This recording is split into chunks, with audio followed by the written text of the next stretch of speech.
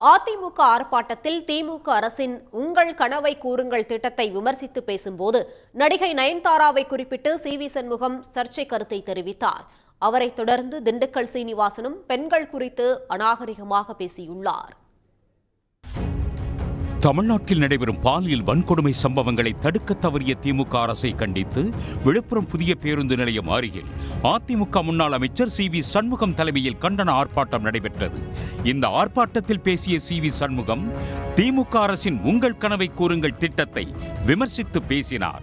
அப்போது நடிகை நயன்தாராவை குறிப்பிட்டு அவர் சர்ச்சைக்குரிய வகையில் பேசியது பெரும் கண்டனத்திற்கு உள்ளாகியுள்ளது. உங்கள் கனவை சொல்லுங்கள், உங்க கனவை சொல்லுங்க. இவர் நிறைவேற்ற ஆமா எனக்கு நயன்தாரா வேணும், இவர் கனவு நிறைவேற்றா இவன் கேட்பான், நயன்தாரா எனக்கு கல்யாணம் பண்ணி வைன்னு கேட்பான், இவர் கனவு நிறைவேற்றுவாரா? சி.வி. சண்முகத்தை தொடர்ந்து திண்டுக்கல் சீனிவாசனும் பெண்கள் குறித்து சர்ச்சை கருத்து தெரிவித்துள்ளார். திண்டுக்கல்லில் திமுக அரசை கண்டித்து நடைபெற்ற ஆர்ப்பாட்டத்தில் பேசிய அவர் சேலை மட்டும் கொடுத்தால் போதுமா என அநாகரிகமாக பேசினார். பணத்தை வச்சு வீழ்த்தில்லை, எவ்வளவு பணம் ஏற்கனவே நம்ம கொடுத்தாங்க ஹாட் பாக்ஸ், அதெல்லாம் 100 ரூபாய்க்கு வைக்கலாம் கொடுத்துருக்காங்க. அப்புறம் சேலையை கொடுத்துருக்காங்க. எப்படி பாவாடை இல்லாமல் கட்டுறது பொம்பளை எல்லாம் கேட்குறாங்க.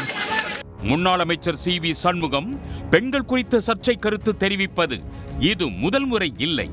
ஏற்கனவே விழுப்புரத்தில் நடைபெற்ற அதிமுக பூத் கமிட்டி பயிற்சி கூட்டத்தில் பெண்கள் குறித்து சர்ச்சையை ஏற்படுத்தும் வகையில் பேசியிருந்தார்.